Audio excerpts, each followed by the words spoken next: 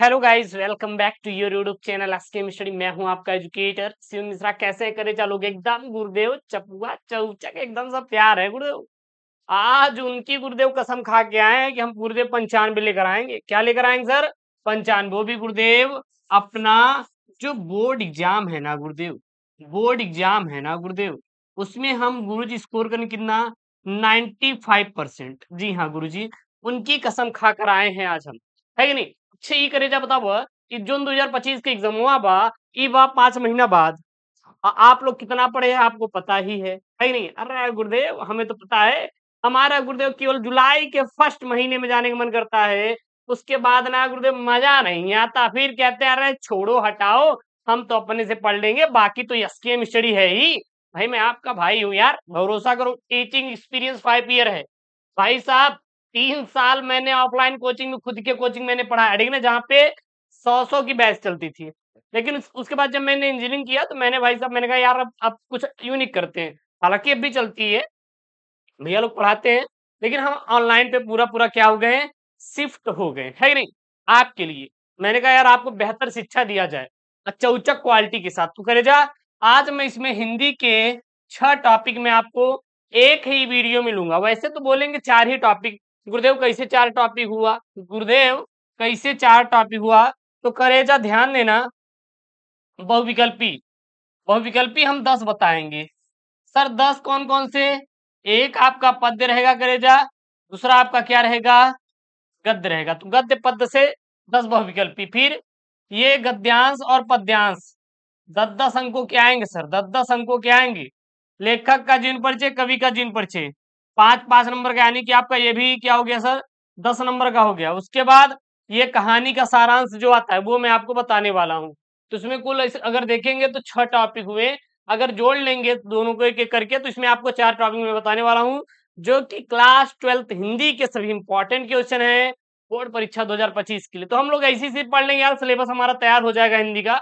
बिल्कुल भी परेशान मत होइएगा। आप कहेंगे गुरुदेव इसकी पीडीएफ की बात करें, अरे करेजा एकदम दिलवा को छू जाती है यही आपकी बात। गुरुजी पीडीएफ हुआ गुरुदेव मिल जाता ना तो मजा आ जाता है। करेजा पीडीएफ डाउनलोड करिए एसकेएम स्टडी से। अच्छा एसकेएम स्टडी है क्या सर? ये आपको ज्वाइन करना है। अच्छा है क्या गुरुदेव? टेलीग्राम। क्या है सर? टेलीग्राम है गुरुदेव। लिंक, लिंक कहाँ मिलेगा? हर link in the description box. वो लिंग की बात मत करिए जिसमें एक स्त्रीलिंग होता है, एक पुल्लिंग, है कि नहीं? हाँ वो आपका संस्कृत चला जाएगा। ये हिंदी में बात करते हैं गुरुदेव। चलिए करेजा, सबसे पहले हम लोग यहाँ पे घोटाला करेंगे। हम लोग प्रश्नों का घोटाला करेंगे सबसे पहले, है कि नहीं गुरुदेव? किसका? गद्य के जितने भी बहुविकल्पी है उसको गुरुदेव कवर करेंगे। इसी प्रकार से आपको बेहतरीन तरीके से तैयारी करवाएंगे। सम है करेजा उनकी आग लगा देंगे। अरे गुरुदेव मत खिलाइए कसम, बवाल हो ही जाएगा गुरुदेव। डॉक्टर वासुदेव सर्गवाल का निबंध संग्रह है मातृभूमि, शेष स्मृति, विचार प्रवाह, रस मीमांसा। तो गुरुदेव राइट ऑप्शन क्या हो जाएगा यहाँ पे? आपका हो जाएगा मातृभूमि। मातृभूमि किसका है? वासुदेव सर्गवाल का निबंध है। अभी यहीं से करे जाए एक प्रश्न आईएमपी वाला, नोट कर लो, मैं इसका पीडीएफ पूरा दे देंगे। राष्ट्र का स्वरूप, राष्ट्र का स्वरूप, राष्ट्र का स्वरूप के लेखक कौन है सर? के लेखक का नाम लिखिए सर। के जो लेखक हैं सर जी वो कौन है? वो है गुरुजी वासुदेव सर्गवाल। कौन है? वासुदेव शरण अग्रवाल भाई साहब हैं, अग्रवाल भाई साहब हैं, वासुदेव शरण अग्रवाल जी हैं। अच्छा ये बताइए ये है क्या? ये है क्या? तो जो आपका राष्ट्र का स्वरूप है यह एक सर निबंध है। क्या है सर? सर यह एक निबंध है। क्लियर है करेजा? बिल्कुल गुरुदेव क्लियर हो गया, क्लियर हो गया। तो वासुदेव सर्गवाल का निबंध संग्रह क्या है सर जी? मातृभूमि है। हाँ मातृभूमि है। और राष्ट्र का स्वरूप भी किसका है गुरुदेव? वासुदेव सर्गवाल का। यह एक निबंध संग्रह है। अगला प्रश्न, अगला प्रश्न। हिंदी प्रदीप के संपादक थे, जो हिंदी प्रदीप के संपादक थे, यहाँ पे गुरुजी 4 ऑप्शन आएगा। पहला है प्रताप नारायण मिश्र भी नहीं है, ठाकुर जगमोहन भी नहीं है, राधाचरण गोस्वामी भी नहीं है। तो राइट ऑप्शन क्या हो जाएगा सर? बालकृष्ण भट्ट। बालकृष्ण भट्ट जो है हिंदी प्रदीप के क्या थे सर? संपादक थे। अगला सर नोट करिए, ग वाला आलोचना कृति है, क्या है? कालिदास की लालिली योजना एक आलोचनात्मक कृति है। आलोचनात्मक क्या है? कृति है या आलोचनात्मक रचना है। कौन सी? कालिदास की लालिली योजना करेजा। इसके लेखक कौन है? अरे गुरुदेव हजारी प्रसाद द्विवेदी। अरे करे जवा, एक बात बताओ आप, अगर आपसे कोई पूछे अशोक के फूल, कौन करेजा? अशोक के फूल, ये करेजा है क्या? गुरुदेव निबंध संग्रह है। क्या है करेजा? निबंध संग्रह है। यह एक निबंध संग्रह है। गुरुदेव अशोक के फूल किसके हैं? तो जो अशोक का फूल है गुरुदेव, अशोक का फूल है वो वाला रहेगा, ठीक है ना? वो किसके हैं गुरुदेव? ये है डॉक्टर हजारी प्रसाद द्विवेदी। अगला गुरुदेव, क्या भूलूं क्या याद करूं, क्या भूलूं क्या याद करूं, क्या भूलूं क्या याद करूं, किस विधा की रचना है गुरुदेव? किस विधा की रचना है? तो नोट कर लीजिए, यह एक आत्मकथा है। अच्छा गुरुदेव लेखक का नाम बता दीजिए, लेखक का नाम बताइए। करेजा आप कमेंट करिए, क्या करिए? कमेंट करिए, कमेंट करिए। हमें कमेंट करना है गुरुजी, कसम है उनकी, कुछ भी हो जाए। चलिए चलिए अगला देखना। अगला यहाँ पे निम्नलिखित में से किस उपन्यास की रचना हरिशंकर परसाई द्वारा की गई है? यानी कि एक उपन्यास है जिसकी रचना हरिशंकर परसाई ने किया था। किसने किया था? हरिशंकर परसाई ने किया था। कौन सी गुरुदेव? रानी नागफनी की कहानी। रानी नागफनी की जो कहानी है, इसके रचनाकार कौन है? हरिशंकर परसाई जी हैं। हरिशंकर परसाई जी हैं। अब यहाँ पे मैंने कितना सब 5 बहुविकल्पी गद्य से देखा था। अब हम लोग 5 ऑब्जेक्टिव किसे देखेंगे सर? पद्य से देखेंगे, जो कि आपके पेपर में सर 10 नंबर का, कितने नंबर का? 10 नंबर का पूछा जाता है। यहाँ पे प्रश्न क्या है? रीतिकाल की प्रमुख विशेषता नहीं है। इसमें से रीतिकाल की प्रमुख विशेषता नहीं है, तो इसमें से जो रीतिकाल की प्रमुख विशेषता नहीं है वो क्या नहीं है? प्रकृति का चित्रण भी नहीं है, युद्धों की संजीवन वर्णन भी नहीं है, मुक्तत्व का भी नहीं है। बिल्कुल गुरुदेव गलत है। तो गुरुदेव यहाँ पे हमारा प्रकृति चित्रण भी प्रमुख विशेषता है, युद्धों का सजीव वर्णन भी है, मुक्त काव्य रचना भी है। इसमें से ईश्वर वंदना प्रमुख विशेषता नहीं है, क्योंकि रीतिकाल में किसी भी ईश्वर की वंदना नहीं की गई थी। अगला है यहाँ पे, कौन सी रचना रामधारी सिंह दिनकर की है? रामधारी सिंह दिनकर की है। हुंकार भी है, रश्मिरथी भी है, रेणुका है, लेकिन चित्ताधार गुरुदेव रामधारी सिंह दिनकर की नहीं है। रामधारी सिंह दिनकर की नहीं है। अगला यहाँ पे है यामा रचना है। किसका सर? यामा महादेव वर्मा का है। भाई साहब most IMP question, most IMP question हर साल आपके बोर्ड में, किसमें भैया? बोर्ड में पूछा जाता है। नोट कर लीजिए यामा वाला, कि यामा गुरुदेव जो रचना है किसकी है? किसकी है? महादेवी वर्मा जी की है। अगला है गुरुजी यहाँ पे, हिंदी साहित्य के आदिकाल के लिए चारण काल नाम दिया गया। हिंदी साहित्य के आदिकाल के लिए चारण काल नाम दिया गया सर। किसको नाम दिया गया है यहाँ पे? मतलब कि जो हिंदी साहित्य के लिए आदिकाल, हिंदी साहित्य का जो आदिकाल था उसको चारण काल नाम दिया था। किसने दिया था? डॉक्टर राम कुमार वर्मा ने सर दिया था। किसने दिया था?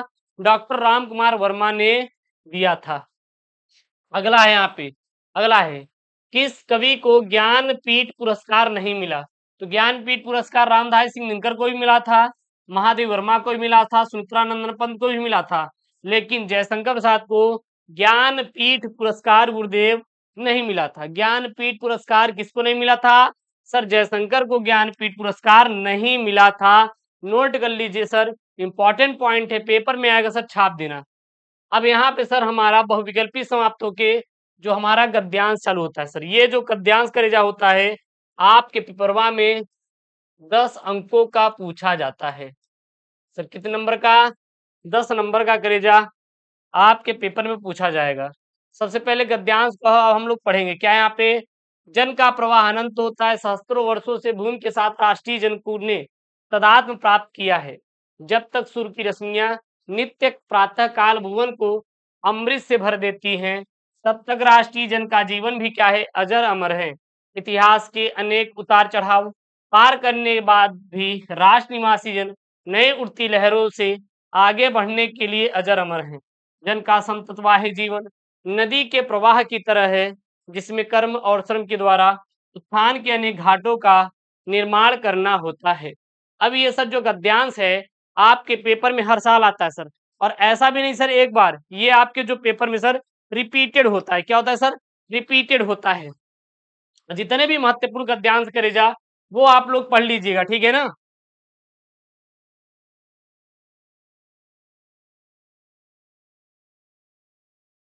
बाकी हम आपको करवा देंगे, आप हिंदी की करे जा बिल्कुल ही परेशान मत होइएगा लेकर विषय की गुरुजी हिंदी कैसे करेंगे, हिंदी की हमारी टेंशन है। अब ये हो गया। सबसे पहले ध्यान देना, मैं आपको एक तरीका बताऊंगा लेखक का नाम खोजने का। किसका सर? इसके लेखक नाम, यानी गुरुदेव लेखक कौन है। सबसे पहले तो एक ट्रिक है, रावा। क्या है? रावा। यानी कि राष्ट्र के स्वरूप के लेखक कौन है गुरुदेव? वासुदेव सरगरवाल। राष्ट्र के स्वरूप के लेखक कौन है गुरुदेव? वासुदेव सरगरवाल। ध्यान देना, ठीक क्या है गुरुदेव? रावा। रा मतलब राष्ट्र का स्वरूप, वा मतलब वासुदेव शरण अग्रवाल। कौन हो जाएंगे? वासुदेव शरण अग्रवाल भाई साहब। अब ये तो गुरुदेव आ गया, लेकिन हम कैसे जानेंगे ये गद्यांश राष्ट्र के स्वरूप से ही है? जब कोई भी गद्यांश राष्ट्र के स्वरूप चैप्टर से होगा उसमें राष्ट्र शब्द आएगा, भूमि शब्द आएगा, माता शब्द आएगा। ये तीन चीज कॉमन आपको मिलेंगे। चलिए ढूंढिए। जन आ गया, यहाँ पे जन भी आएगा, ध्यान देना जन भी आएगा, जन शब्द आ गया। उसके बाद भूमि गुरुदेव मिला, फिर राष्ट्र मिला, फिर राष्ट्र मिला, देखिए राष्ट्र मिलेगा, फिर जन मिला, फिर यहाँ पे राष्ट्र मिला। मतलब ये शब्द जब आए तो समझ लीजिए कहां से है? राष्ट्र के स्वरूप से है। और राष्ट्र के स्वरूप के लेखक गुरुदेव कौन है? वासुदेव शरण अग्रवाल। वासुदेव शरण अग्रवाल भाई साहब हैं, अग्रवाल भाई साहब हैं। तो समझ में आ गया ना कि ये कहां से लिया गया है?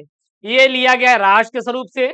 अब राष्ट्र का स्वरूप कैसे पहचाने? क्योंकि जन शब्द आया है, भूमि आया है, राष्ट्र शब्द आया है। जब गुरु जी ये शब्द मिलेंगे ना तो समझ लेंगे राष्ट्र के स्वरूप से है। करे अरे गुरुदेव कसम है उनकी, याद हो गया। अब गुरुदेव उनकी जब आप कसम खिला देते हैं ना तो अलग ही मजा होता है कि नहीं? अरे गुरु जी मजा आ जाता है एकदम चौच। चलिए सर, सबसे पहले यहाँ पे प्रश्नोत्तर संख्या आप डालेंगे, जो भी आपको सॉल्व करने का तरीका है इसको करेंगे। उसके बाद आप जब प्रश्नोत्तर संख्या डाल लेंगे जो भी आपका रहेगा, वैसे प्रश्नोत्तर संख्या जो 3 होता है, 3 का क वो क्या होता है आपका?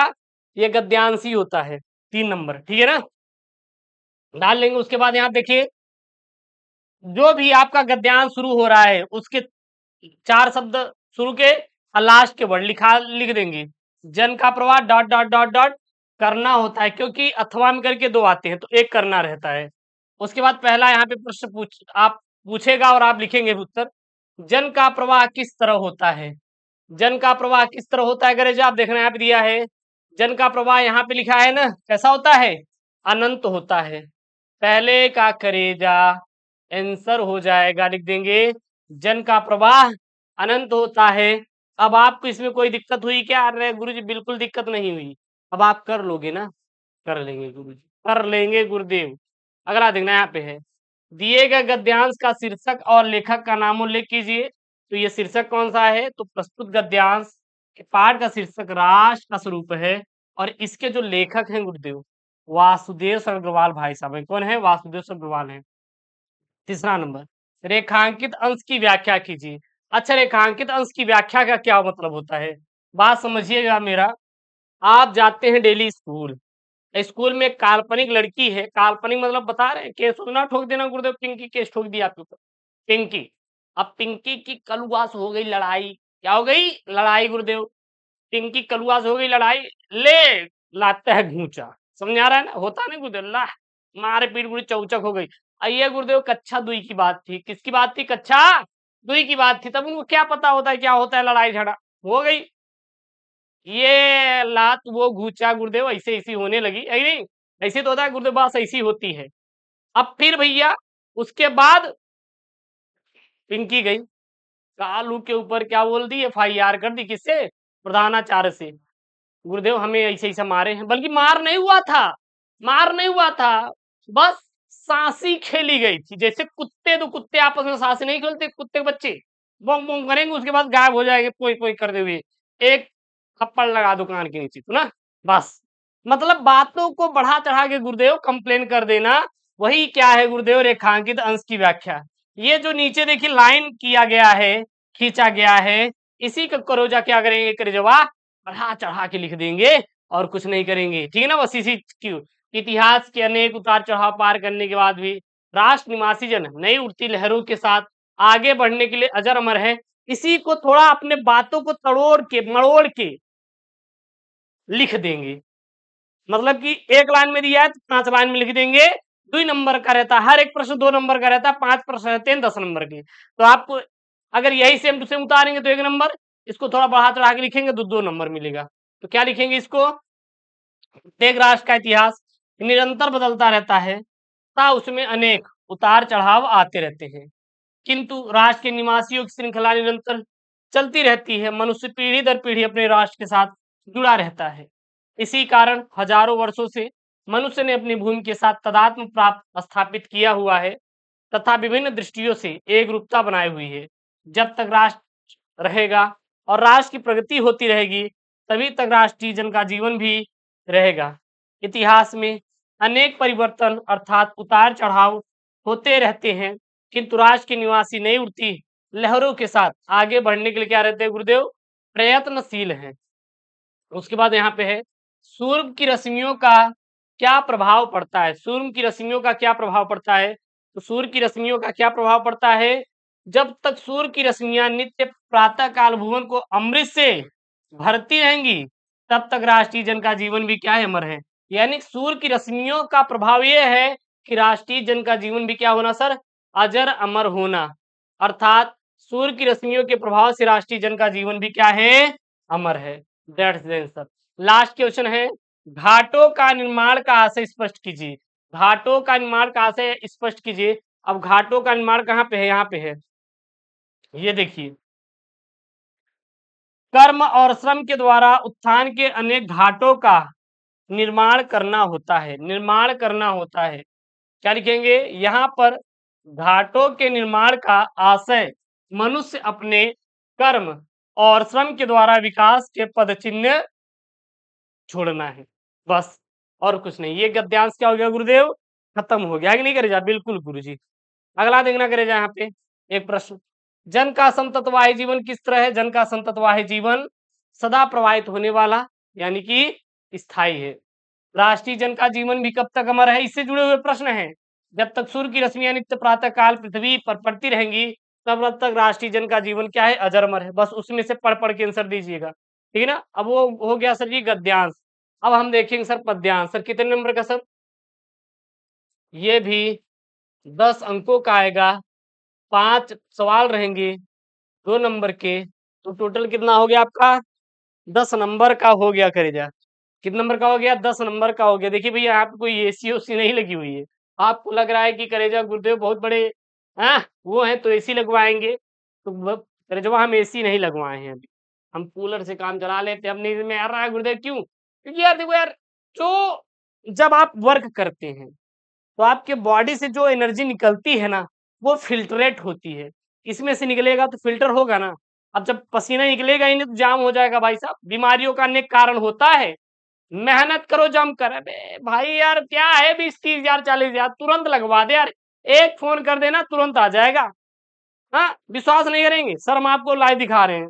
यही है ना यार, कुछ बहुत बहुत गरीब आदमी है, देख रहे हैं ना, बहुत गरीब आदमी है, बहुत गरीब। ये आईपैड है भैया, ये क्या है, अपना फोन है, एक ये फोन है, एक ये फोन है, देख सकते हैं। और सब सब चल रहे हैं, ऐसा नहीं। देखिए ये भी ऑन हो रहा है ना, हो रहा है ना करेगा, ये भी ऑन हो रहा है ना गुरुजी, करो डिस्प्ले डिस्प्ले गुरुजी ले हैं। देखिए क्यों रहे गुरुदेव, ये हो रहा है ना। मतलब जोड़ोगे तो हर एक फोन हमारा 30 से 40 हजार का है, जितना भी फोन है। हाँ तो 4 3 12 यही जोड़ लीजिए भैया। जब 2 लाख का तो गुरुदेव फोन लेके घूम रहे भैया, एक आठ बेच देंगे तो एक खेती आ जाएगी। लेकिन मजा नहीं आता यार, अभी तो हम गुरुजी नौजवान है कि नहीं। अभी तो गुरुदेव आग लगाएंगे भाई, मेहनत करना सीखो। एक किसान होता है, जाके मेहनत करता है, खेती करता है, कहाँ पे? खेतों में। तो भाई आप नहीं मेहनत कर सकते क्या? अरे करो भैया, जब पसीने की कमाई आप लोगे ना तो उसका अलग ही आनंद होता है नहीं? अरे गुरु तो बहुत मजा ले रहे हो कि हमारा देखिए, बात दिल को मत से लगाइएगा, बहुत गरीब आदमी है भैया, थोड़ा दान दक्षिणा दे दिया करो हमें भी। हाँ, चप्पल नहीं है यार, एक खरीदना था आज। हाँ, अब कहीं गुरुदेव की फोनवा बेच लेते तो काम हो जाते। अरे करे जवाब क्या बताइए यार, क्या बताए, जाने दो, ये बहुत लंबी बातें हैं। कभी मुलाकात होगी तो आपको बताएंगे। मेरी बातों को दिल से मत लगाना, हम बहुत बड़े, जाने तो क्या है इंसान, हम नहीं बोलेंगे। चलिए सर, स्टार्ट करें? बिल्कुल करें जा। लज्जाशील पथिक महिला जो कहीं दृष्टि आए, होने देना विकृत वसना न तो सुंदरी को। थोड़ी भी श्रमित श्रमित हो, वह हो गोद ले शांति खोना, होठों की और कमल की म्यालताएं मिटाना। कोई क्लांता कृषक ललना, खेत में जो दिखावे, धीरे धीरे परस उसकी क्लांतियों को मिटाना। जाता कोई जलद यदि हो व्यम में, तो उसे ला छाया द्वारा सुखित करना तप्त भूतांगना को।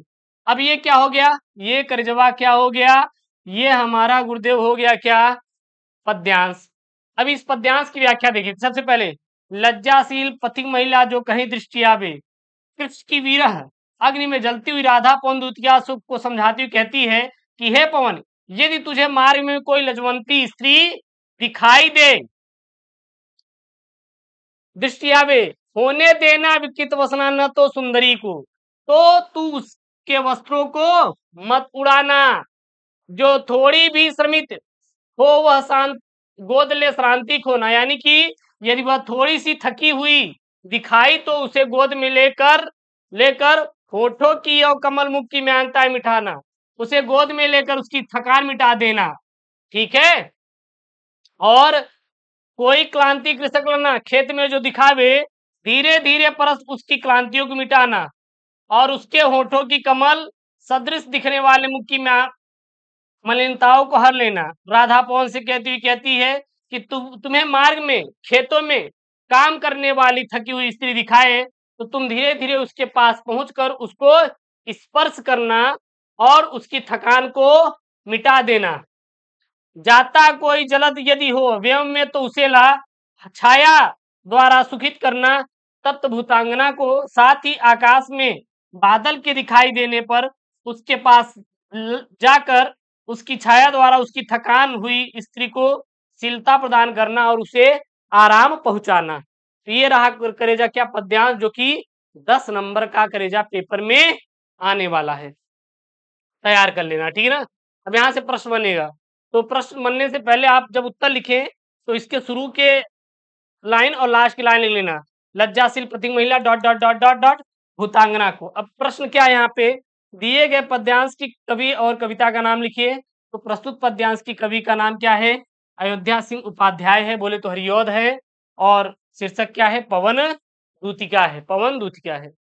दूसरा प्रश्न, राधा पवन दूतिका से राह में पथिक महिला के साथ कैसा व्यवहार करने को करती है? तो राधा पवन दूतिका से कह रही है कि यदि तुझे मार्ग में कोई लज्जाशील स्त्री दिखाई दे, उसके वस्त्रों को उड़ाना मत, और थकी हुई प्रतीत हो तो उसकी थकावट को दूर कर देना। अगला है, इस पद्यांश में कवि ने किसका चित्रण किया है? तो प्रस्तुत पद्यांश में कवि ने एक और राधा की विरह व्यथा का चित्रण किया है, तो दूसरी ओर उन्हें समाज की पीड़ा से भरी हुई पीड़ा से भी व्याकुल दिखाया है। इस पद्यांश में कौन सा अलंकार है? तो प्रस्तुत पद्यांश में मानवीकरण एवं उपमा अलंकार है। अगला है रेखांकित अंश की व्याख्या। अब सर रेखांकित अंश की व्याख्या क्या है? बस इसी को हिंदी में लिख देना। लज्जाशील पथिक महिला जो कहीं दृष्टि आवे, होने देना विकृत वसना न तो सुंदरी को। जो थोड़ी सी श्रमित हो वह हो गोद लेना श्रांति खोना, होठों की और कमल मुख की म्यानताएं मिटाना। अर्थात राधा पवन को समझाती हुई कहती है कि तुझे मार्ग में ब्रजभूमि की अत्यंत लज्जाशील महिला दिखाई देगी, अतः तुझे उसका मान सम्मान करते हुए आगे बढ़ना है। तू कहीं अपनी चंचलता का प्रदर्शन करते हुए उसके उस वस्त्रों को उड़ाकर उसके कोमल अंगों को अनावृत मत करना, मतलब कि कपड़े को मत हटाना। ऐसी चंचलता किसी भी दृष्टि से न तो उचित है और न ही क्षम्य है, यानी कि न तो सही है और न ही यह क्षमा किया जा सकता है। ठीक है ना? और न ही क्षम्य है। यदि थकी हुई हो तो उसे गोद में उठाकर शांति प्रदान करना और उस उनके होठों की और कमल की मुख की आई मलिनताओं को क्या करना है सर, मिटा देना है। क्लियर है? अरे गुरुदेव क्लियर है। कोई दिक्कत सर, चैनल को करेगा सब्सक्राइब कर लो भैया। अब आपका आएगा जीवन परिचय, किसका है सर? ये यहाँ पे है सर लेखक का। किसका सर? ये लेखक का, लेखक का साहित्यिक परिचय बोलिए या फिर बोलिए जीवन परिचय, कोई दिक्कत नहीं। कौन है? वासुदेव अग्रवाल भाई साहब। कौन है? वासुदेव अग्रवाल। इंपॉर्टेंट पॉइंट में सबसे पहले जन्म 7 अगस्त 1904 ईस्वी में हुआ था। जन्म स्थान गुरुदेव मेरठ उत्तर प्रदेश में हुआ था। इनको उपाधि कौन सी मिली थी गुरु जी? पीएचडी डी लिट की इन्होंने उपाधि प्राप्त किया था। यहाँ पे इनको आप देख सकते हैं फोटो में, ठीक है ना। भाषा कौन सी थी सर? विषयानुकूल, प्रौढ़ और परिमार्जित खड़ी बोली इनकी भाषा थी सर। शैली विचारात्मक, गवेषणात्मक और व्याख्यात्मक थी सर। इनकी प्रमुख रचनाएं पृथ्वीपुत्र, भारत की एकता, कल्पवृक्ष, माताभूमि और वागंधारा। और माताभूमि भी ऑब्जेक्टिव में एक प्रश्न बना हुआ है। पहला ही प्रश्न मैं आपको दिखा दे रहा हूं, नहीं तो आप बोलेंगे गुरुदेव नहीं आप बताएंगे। देखिए यहाँ पे डॉक्टर वासुदेव सरगवाल का निबंध है माताभूमि, और ये आपके पेपर में आया हुआ है। इसीलिए कहते हैं सर एसटीएम स्टडी जो आपको पढ़ाएगा वहां से आपके पेपर में गुरुदेव खूब छपेंगे, भर भर के छपेंगे। आप बिल्कुल परेशान मत होना गरेजा, बिल्कुल आप परेशान मत होना, ठीक है ना। इनकी मृत्यु 27 जुलाई 1967। तो प्रमुख रचनाएं याद कर लेना। अब अब सर लिखेंगे कैसे? जीवन परिचय, साहित्यिक परिचय। अग्रवाल जी का जन्म 7 अगस्त 1904 ईस्वी में 7 अगस्त 1904 ईस्वी में लखनऊ के प्रतिष्ठित वैश्य परिवार में हुआ था। इनका बाल्यकाल लखनऊ में ही व्यतीत हुआ था। बचपन से इनकी बुद्धि की प्रखरता अध्ययन के क्षेत्र में सहायक सिद्ध हुई। इसीलिए इन्होंने अपनी अल्पायु में ही काशी विश्वविद्यालय से बीए, लखनऊ विश्वविद्यालय से एमए, पीएचडी और डी लिट की क्या प्राप्त की? इन्होंने उपाधियां प्राप्त की। इसके अध्ययन और पुरातत्व विभाग में विशेष रुचि के कारण इन्हें काशी विश्वविद्यालय ने पुरातत्व एवं प्राचीन इतिहास विभाग के अध्यक्ष पद का कार्यभार सौंप दिया। बाद में ये आचार्य पद पर आसीन हुए। माँ सरस्वती का यहाँ अमर पुत्र हिंदी साहित्य की सेवा करता हुआ 27 जुलाई 1967 ईस्वी में भारत माँ के चरणों में हमेशा के लिए क्या हो गया? सो गया।